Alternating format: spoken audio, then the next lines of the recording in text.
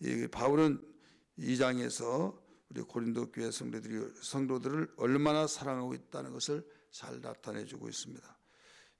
오늘 보면은 고린도 교회 성도들의 기쁨에 현재 존재하고 그 기쁨을 위해서 존재하고 있는 목회자로서 모습을 보여주고 있죠.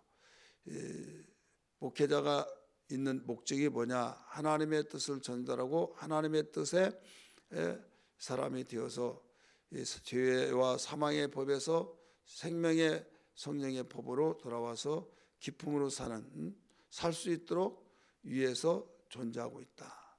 그래서 한마디로 영적으로 죽은 영혼을 살리고 그 죽은 자가 살아날 때 살리는 그 기쁨이 얼마나 통쾌하겠습니까?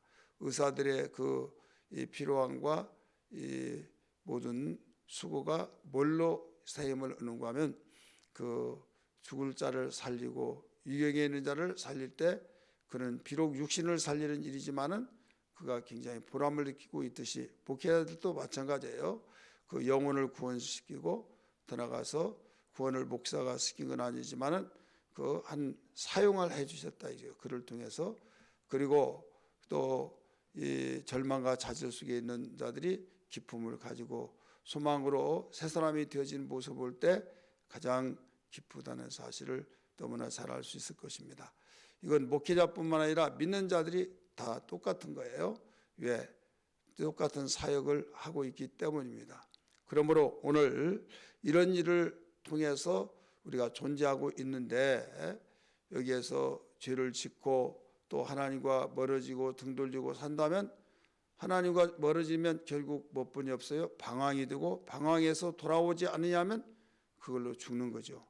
예를 들어서 탕자가 이 소망을 가지고 집을 나갔잖아요. 누가복음 15장에 보면 이 죄인이 종이 죄를 지면 죄인이 돼요. 그런데 자식이 죄를 지면 탕자가 됩니다. 그래서 탕자로서 아버지 집을 떠나요. 떠날 때 처음에는 돈이 있을 동안에는 신바람 났었죠. 친구들도 많고 또 최고다고 하고 띄워주고. 그런데 돈 떨어지니까 친구들이 얼굴 하나 보이지 않고 전화도 안 받아요. 여사의 말로 말하면. 그리고 피하고. 그래서 이제 또 겹치죠. 돈 떨어지죠. 흉이 들죠. 민심이 흉흉하죠. 이제는 민심이 후할 때는 한 푼 주세요. 또 식당에서 너무 배고파서 근데 좀 밥 좀 달라고 하면 주기도 하고 그러지만은 민심이 흉하면요 그것이 없어요. 결국은 이제 이 집 저 집을 위해서 먹고 살려고 목숨을 연명하려고 했지만은 할 수 없이 또 여기저기 박대를 받아 결국 돼지우를 치는 집에 가서 여기서 함께 좀 과하더라도 안 된다. 지금 알지 않느냐. 지금 흉년이 들어서 너를 신경 쓸 필요 없다. 그랬더니 그럼 제발 좀 나 돼지하고 같이 자게 해달라고. 돼지 먹는 거 같이 먹게 해달라고. 돼지 이제 쥐엄 열매를 먹거든요. 아카시아 나무 열매 있죠. 그런 모양은 그렇게 생겼는데 그 속에 열매가 있어요. 그래서 쥐엄 열매, 구정물 아니에요. 이 쥐엄 열매를 잘 먹는데 그걸 먹고 살면서 하늘은 열려있죠. 별이 보이죠. 자기가 왜 이러고 있나 생각이 되잖아요. 그래 결국은 내가 용기를 내서 아버지 집으로 돌아가리라. 돌아가겠다는 결단을 하면서 아버지 앞에 성공하기 위해서 돌아오겠다고 했는데 실패해가지고 돌아가니까 낯을 보일 수가 없잖아요. 그래서 종으로 취급해달라고 하면서 그 마음을 가지고 용기를 내고 가잖아요. 이때 이 아버지 앞에 돌아오니까 결국은 그래 너 종로로 당분하라. 뉘우치고 잘못한 걸 충분하게 뉘우쳤을 때 내가 아들로 받아주마. 그러지 않았어요. 땅 꺼지도록 땅만 찾아보고 이제 오다 보니 아버지 집에 이제 거의 다 올무렵에 덥석 앉는 것을 볼 때 누군가 했더니 아버지. 언제 내가 여기 오실 줄 알았습니까? 내가 나가는 날부터 기다렸다 이랬죠. 그러니까 이 탕자는 어디가 행복이었느냐? 돈이 있어서 내 마음대로 사는 것이 행복인 줄 알고 나갔지만은 아니었다 이거죠. 어떨 때 행복이었어요? 아버지 앞에 돌아와서 함께 사는 것이 행복이었다. 이것은 우리의 모습을 보여준 거예요. 우리가 조금 여유가 있고 때로는 우리가 이 마귀의 유혹 속에서 내 마음대로 살면 행복할 것 같다. 구속받지 않고 하나님 떠나서 예수 믿다 보니까 교회 생활에 구속받는 것이 많이 있는 것 같이 느껴지잖아요. 교회 오라, 셀레베 드리자, 또 우리 기관 모임이 있다, 또 봉사해야 된다, 전도해야 된다, 또 우리 헌금해야 된다. 이것저것 보면 또 집에서도 그런 말 안 되는데 잘못하면 잘못했던 그 설교를 통해서 책망을 받고 또 나들으라고 생각하는 말씀도 막 들려지고 들어가서 이 하늘의 소망을 가져야 된다는데 나는 이 땅이 좋은데 하늘의 소망 지금 현재 너무 좋은데 관심 없는 말을 한다 이거죠. 여러분 오늘날 사람들이 그렇지 않습니까? 내가 어려우니까 어려운 말을 터치해주고 그런 말을 좀 듣고 싶었는데 계속적으로 우리 교회 같은 경우는 하늘의 소망, 하나님의 나라, 천국지옥 이야기하니까 이론에 불과하고 추상적이고 여기에 어떤 실생활에 적용이 안 된 것 같고 그러다 보니까 내가 꼭 이렇게 해서 교회 다녀야 되나 이렇게 생각이 되어진다 이거죠. 그래서 하나님과 점점 멀어지고 기웃기웃하면서 어느 교회가 내 마음에 맞는 설교를 하나 그렇게 찾다가 보니까 결국은 내 마음에 맞는 교회, 그 사람의 마음에 맞는 교회는 윤리와 도덕 강연 듣는 것 같은 소리를 들을 때 마음에 맞는 거예요. 또 마음속에 이 세상이 얼마나 좋습니까? 우리 행복해야만 합니다. 하나님 행복을 위해서 우리에게 부르셨습니다 하면서 행복을 하늘의 행복으로 초점을 맞추고 하나님의 행복으로 맞춘 것이 아니라 땅의 행복으로 이 세상의 날마다 행복이 계속 지속되는 이런 그러니까 세상의 행복을 가지고 이야기해 줄 때 그게 와닿고 그런 소리는 잘 들린다 이거죠. 그래서 여기야 맞아. 그런데 변화가 없어요. 여러분 사람은 태어나면 계속 변화가 돼요. 10살 먹었을 때의 생활이 있고 또 20살 먹을 때 생활, 50살 먹었을 때 그 세대별 우리 모든 변화의 성장이 있다 이거죠. 그런데 신앙생활이 10년, 20년, 30년, 50년까지 똑같아요. 왜 그런 줄 아십니까? 땅의 것만을 바라보니까 그래요. 하늘의 것을 바라볼 때는요 그리스도의 분량이 이렇게까지 장성한 것을 믿으시길 바랍니다. 오늘 우리는 하나님께 나아갈 수 있어서 그리스도의 분량에 장성하라고 왜 가르쳐 주냐? 그러면 성숙한 자 되어서 그것은 곧 범사의 모든 축복은 따라오게 되어 있다 이거죠.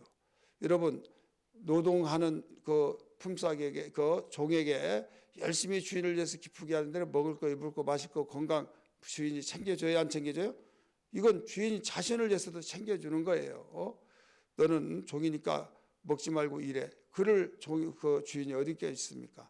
더군다나 자식을 여러분 아버지 말 잘 듣고 아버지를 기쁘게 해주고 아버지의 마음을 쏙 읽어서 정말 아버지가 이 자식 없으면 내가 무슨 낙으로 살까 하는 그 자식을 여러분 얼마나 챙기겠습니까? 기업을 이어주고 기업을 물려주려고 하는 생각까지 다 갖고 계시는 것을 우리는 이 세상의 부모의 심정과 똑같은 것처럼 여러분 하나님의 심정이 그렇다는 걸 믿기 바랍니다. 그러면 하나님의 뜻대로 산다고 한다면 오직 주님의 영광을 위해서 산다고 한다면 주님을 위해서 산다고 한다면 이 세상에서 우리가 어떻게 하면 행복할까 어떻게 하면 먹고 살까 어떻게 하면 내가 정말 하나님 없이 행복하게 살까라고 그런 생각하지 않는다 이거죠. 우리에게 주님이 기도를 가르쳐 줬잖아요. 너는 이방인들과 같이 기도하지 말아라. 이방인들은 무엇을 먹을까 입을까 마실까 거기에 대해서 심혈을 기울여서 애통하면서 그것만을 기도하지만은 너희들은 그런 자가 아니다. 내가 누구냐? 너희의 아버지다 이거죠. 영원히 함께하는 아버지, 영존하신 아버지다. 너희들 아버지 알지? 너희 육신을 낳아준 아버지.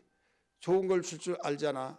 그래 나는 하물며 하늘에 계신 영원한 같이 살 아버지인데 자식인데 부자지간의 관계인데 너희가 돌 달라고 떡 달라고 하면 돌 주고 또 생선 달라고 하면 뱀을 주자가 누가 있겠느냐? 더 좋은 것을 줄 알거든 나도 마찬가지다. 가장 좋은 걸로 주려고 한다. 이렇게 우리 주님은 기도할 때 가르쳐 주셨다는 걸 알아야 될 줄 믿기 바랍니다. 그러니까 예수 안에서 행복이 되어지고 예수 안에서 하늘의 소망을 가지고 정말 교회에서 우리가 이 하나님 말씀을 잘 듣고 가까이 한 것이 복이라는 걸 알아야 될 줄 믿기 바랍니다.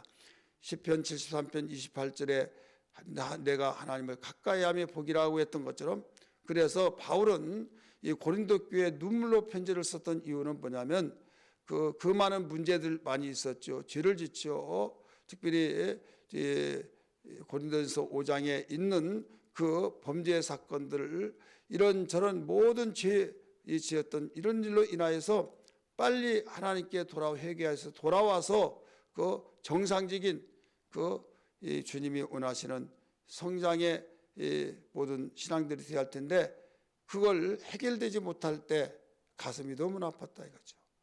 너무나 아파가지고 또 제대로 말하고 바른 대로 말하면 그들이 받아들이지 않을 때 또 염려스럽기도 하고, 그걸 오직 하나님이 마음을 주무럭거려 주셔서 회개하고 돌아온 것만을 기다리고, 그런 심정을 통해서 눈물로 편지를 썼다 이거죠. 그래서 그러면 여기에 보면 2절에 한번 보세요. 2절 내가 너희를 근심하게 한다면 내가 근심하게 한 자밖에 나를 기쁘게 할 자가 누구냐. 이 말이 무슨 말이에요? 1절부터 보면 내가 다시는 너에게 근심 중에 나가지 아니하기로 스스로 결심했노니, 근심 중에 나가지 않기로 결심했다. 내가 너희를 근심하게 한다면 내가 근심하게 한 자밖에 나를 기쁘게 할 자가 누구냐. 이 말이 무슨 뜻인가 하면 내가 너희의 죄 때문에 너희를 책망하고 근심하게 하였으니 회개한 자로서만 나를 기쁘게 할 수 있다 이 말이에요.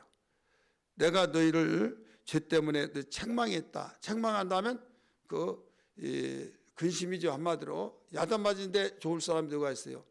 그런데 거기에서 기뻐할 자가 있다 이거죠. 어떤 자가 기뻐하냐. 회개하고 여기에서 용서함 받고 하나님 앞에 죄산 받을 때 변화되어지잖아요. 이때 그 자만이 기뻐할 자가 없다 이거예요. 그래서 바울은 이런 기쁨을 위해서, 이 기쁨이 결국은 온 성도들에게 함께할 때 교회가 기쁨이 곧 내 기쁨이 교회 기쁨이다 이렇게 일러주고 있죠. 그래서 3절에서 가르쳐주고 있지 않습니까? 바울 자신의 기쁨은 곧 누구의 기쁨이냐? 너희들의 기쁨이다. 성도들의 기쁨이다. 이렇게 일러주고 있습니다. 3절 보세요. 내가 이같이 쓴 것은 내가 갈 때 마땅히 나를 기쁘게 할 자로서부터 도리어 근심을 얻을까 염려하며 또 너희 모두에 대한 나의 기쁨이 너희 모두의 기쁨인 줄 확신함이로다. 바울이 여기서 근심하게 한 것은 죄를 책망한 거예요. 그런데 이 기쁨이 바뀌어진 것은 여기에서 돌이켜서 회개했을 때 이제는 기쁨이 있지 않습니까? 마음이 홀가분하고 기쁘고 이제 말씀도 들려오고 또 하나님과의 모두 친밀감이 있고 영적인 문제가 다 이제 통로가 열려졌다는 것을 영적으로 느끼게 될 때 이제 기쁨이 든다 이거죠. 그 기쁨이 곧 내 기쁨이고 내 기쁨이 너희 기쁨이다 이런 말씀을 가르쳐주고 있어요. 이해되시면 아멘 하시길 바랍니다. 그래서 오늘 우리는 여기에 진정한 사랑이 뭐냐, 오늘 본문의 말씀 보니까요 반복적인 단어가 많아요. 1절부터 11절까지 근심이라는 단어가요 몇 번 나오냐? 무려 9번이 나와요. 그 다음에 용서가 3번이 나오고 기쁨이 2번 나오고 사랑이 2번이 나옵니다. 이게 반복적인 단어예요. 4가지 기쁨, 용서, 근심, 용서, 기쁨, 사랑, 이 단어가 반복을 이루면서 이 내용의 핵심을 가르쳐주고 있습니다. 그러므로 우리에게 이 기쁨은 모든 것이 회복되었을 때 책망을 받더라도요 여기에서 토라져 가지고 집을 나가버리고 그들부터 안 나와버리고 그러면요 부모가 얼마나 근심하겠어요. 목적은 기쁨 때 사랑 때문에 했는데, 그런데 이 사랑 때문에 해서 부모님 잘못했습니다. 어머니 제가 다시는 안 그럴게요. 그러면서 제가 반복적으로 계속 그랬기 때문에 할 말은 없지만 지켜봐 주세요. 지켜봐 주시고 제가 어떻게 되는가를 보시면 알 거예요. 그럴 때 기쁨이 되겠어요 안 되겠어요? 되죠. 지켜봤더니 정말 예전과 달라요. 일찍 들어오고 또 나쁜 친구가 어울리지 않고 싸우지 않고 경찰서에서 오라가라 하지 않고 학교 선생님한테 전화 왔는데 철수가 많이 달라졌어요. 그럴 때 기쁘겠어요, 안 기쁘겠어요? 기쁘죠. 이런 상황을 여기서 가리키고 있는 겁니다. 그렇기 때문에 이 근심이 그냥 미워서 막 야단쳐서 근심이 아니라 바른 말을 아무리 했더라도 여기에서 이 사람은 감정이 있기 때문에 이것을 기뻐하지 않고 돌이키지 않는다고 한다면, 감사하게 여기지 않는다고 하면 어떻게 할까? 이런 부모의 심정이 그러잖아요. 삐뚤어질까 봐. 그래서 내가 근심을 하고 있다. 그래서 근심이라는 단어가 무려 11절에서 9번이나 나왔다 이거죠. 그리고 여기에서 내가 이렇게 쓴 것은 너희에게 이 기쁨이 되기 위한 것이다. 그래서 기쁨이라는 단어가 2번이 나오고, 또 이제 책망했던 그 죄에 대해서 책망해서 돌이켰어요. 그 고린도전서 5장에는 그 범죄자가 돌이켰을 때 이제 너무 그 사람 큰 사회적인 윤리적인 도덕적인 면에서 이 질책을 받은 것 같지 않습니까? 바울이 막 책망했으니까 야 그봐 저 사람 이런 사람이야, 저 상종하지 마. 그러면 어떻게 되겠어요? 그러니까 그를 용서하라. 그를 절대로 용서해야 된다. 내가 말하고 있는 것은 우리는 누구든지 범죄할 수 있다. 그렇지만은 용서해서 이제는 가부간에 따지지 말고 하나님이 용서해 주는데 누가 그를 정죄하냐? 그러지 말아라 하면서 그를 용서하라는 단어가, 그래서 용서 단어가 나온 거예요. 오늘 이 4가지의 단어를 여러분 모두 우리 기억하면서 근심, 그 다음에 뭐예요? 용서, 기쁨, 여기에 이 사랑에 대해서 가르쳐 준 거예요. 이제 용서하고 난 뒤에는 이제 사랑으로 하나가 되질 때는 나중에 그들도 정말 내가 그 동안에 내가 기회를 줬으면 이런 사람 되지 못했을 텐데 하지 않겠어요? 그래서 마지막 11절에 결론을 내려주고 있어요. 이는 우리로 사단에게 속지 않게 하려 함이라. 사단은 도둑질하시고 멸망시키는 목적만 있잖아요. 우리는 그 계책을 알지 못하는 바가 아니로다. 우리가 사단의 목적을 다 알잖아요. 사단의 계책, 계략이 뭐예요? 사단의 계략은 다른 것이 아니에요. 죄의식을 가리워서 회개를 못하게 하는 것이 바로 도둑질하시고 멸망시키기 위한 것은 순서가 있는 거예요. 순서. 하나님 섬겼던 사가 순간에 무너지지는 않잖아요. 죄를 지켜야 하고, 죄를 지어서 눈을 가리워서 회개를 못하게, 그 다음에 회개를 못하게 하면 나중에 계속 나가다 보면 무너져야 안 무너져요? 이제 큰 환난, 재난이 막 일어나고 막 그러잖아요. 또한 그렇게 일어나지 않는 사람이 있다고 한다면 영적으로는 어떤 문제가 생기냐? 문제는 새 소망을 갖지 못한 거예요. 그냥 답답하고 하나님 말씀도 들려오지도 않고, 또 내가 여기 있어야 할 일이 뭔가 막 따분하고 소망이 보이지 않는다 이거죠. 터널에서 나와야 막 터널 나왔다 해야 하는데 그 터널에서 계속 지속되니까, 그래서 이게 사탄의 멸망시키고 도둑질이고 죽이고 멸망시키는 계략이다. 3가지예요. 하나는 뭐라고 했어요? 눈을 가려서 회개를 못하게 한다. 2번째는 엄한 징벌을 통해서 이 도둑질이고 멸망시키는 것을 바로 이루게 한다. 또 하나는 새 소망을 갖지 못하고 그렇게 살게 한다. 그래 언젠가는 죽으면 이제는 이 땅에 답답했던 것이 자체가 불행이죠. 어떤 외부적인 면에서 문제가 일어나지 않더라도 그 다음에 이제 하나님과 관계가 끊어져서 이제 일상에서도 또 하나님의 나라에 가서도 우리 부끄러울 수밖에 없다. 구원받는 자가 있으면 부끄럽고 그렇지 않은 자는 지옥 갈 수밖에 없다 이거죠. 그러므로 오늘 우리는 사단의 기략에 넘어가지 않게 하여 주옵소서. 주님, 오늘 말씀처럼 주의 종이 근심하게 했다고 할지라도 그것은 사랑 때문에 그랬고, 또 하나님 앞에 돌아와서 온전한 사단의 계획에서 돌이키라고 그랬을 만큼 주님 말씀 듣고 순종하고 주여 그리스도의 놀라운 기쁨을 가지고 살게 하여 주옵소서. 이런 기도가 되기를 주의 이름으로 축원합니다. 할렐루야.